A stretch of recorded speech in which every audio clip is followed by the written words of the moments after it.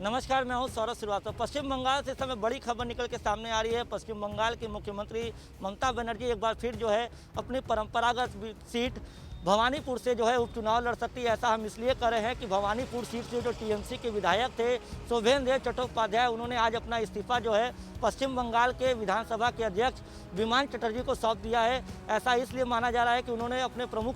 Party के मुखिया के लिए ये सीट खाली की है, क्योंकि जिस तरीके से टीएमसी पूर्ण बहुमत में आने के बाद पश्चिम बंगाल में सरकार बनाई और ममता बनर्जी एक बार फिर जो है राज्य की तीसरी बार लगातार जो है मुख्यमंत्री पद की कुर्सी पर बैठी है, लेकिन उनको विधानसभा की जो है सदस्यता लेनी है। नियम के मुताबिक 6 महीने के अंदर विधानसभा की सदस्यता लेनी होती है। ऐसे में नंदीग्राम से जहां उनको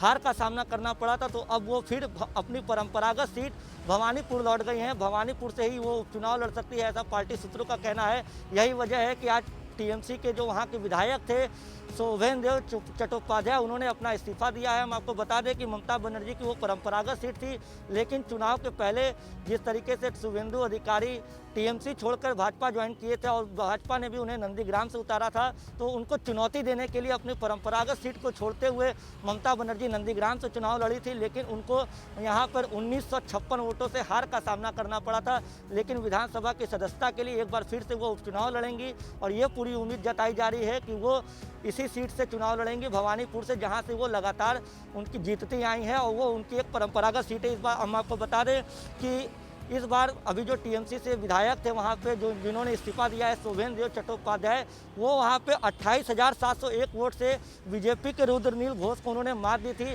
अगर पिछले 2016 की बात करें तो 2016 में यहाँ से ममता बनर्जी चुनाव लड़ी थी और उन्होंने 25,301 वोट से लेफ्ट के जो है प्रत्याशी को हराया था। तो हम आपको बता दें कि जिस तरीके से लगातार ये कयास लगाए जा रहे थे कि ममता बनर्जी आखिर किस सीट से उपचुनाव लड़ेंगे, क्योंकि 6 महीने के अंदर उन्हें विधानसभा की सदस्यता लेनी होती है। नियम के मुताबिक अगर आप 6 महीने के अंदर विधानसभा की सदस्यता नहीं लेते हैं तो आप मुख्यमंत्री नहीं रह सकते हैं। तो अब उनकी पार्टी के नेता, उनके विधायक टीएमसी के जो भवानीपुर से इस बार चुनाव लड़े हैं और भारी मतों के अंतर से पार्टी को भी जिताए हैं, तो वो अपने मुखिया के लिए शोभेंद्र चट्टोपाध्याय ने एक तरीके से इस्तीफा दिया है और अब ममता बनर्जी उस सीट से चुनाव लड़ सकती है। इसको लेकर के एक बार फिर पश्चिम बंगाल की राजनीति गर्म हो सकती है, क्योंकि बीजेपी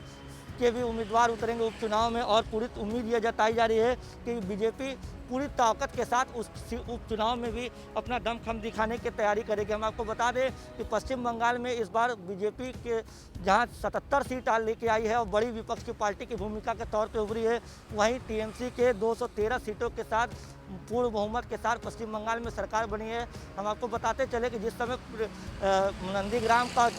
वोटिंग चल रहा था जिसमें ममता बनर्जी हार गई थी, उसके बाद पश्चिम बंगाल में पूरे कई जगह हिंसा की तस्वीरें भी सामने आई थी, क्योंकि ममता बनर्जी की पार्टी तो पूर्ण बहुमत के साथ आई थी, लेकिन नंदीग्राम सीट जहां से ममता बनर्जी उतरी थी, शुभेंदु अधिकारी को चुनौती दी थी। शुभेंदु अधिकारी वही हैं जो पहले टीएमसी में हुआ करते थे और नंदीग्राम से वो भी चुनाव लड़ते थे। टीएमसी के वो बड़े नेता थे, लेकिन चुनाव के पहले वो टीएमसी का दामन छोड़ के बीजेपी का हाथ थामे थे और बीजेपी ने उनको उसी सीट से चुनाव लड़ाया था और उन्होंने ममता बनर्जी को चुनाव में 1956 वोट से मात दी थी। तो बड़ी खबर इस समय निकल के यही आ रही है कि पश्चिम बंगाल की मुख्यमंत्री ममता बनर्जी उपचुनाव के लिए अपनी परंपरागत सीट भवानीपुर में लौटती हुई नजर आ रही हैं।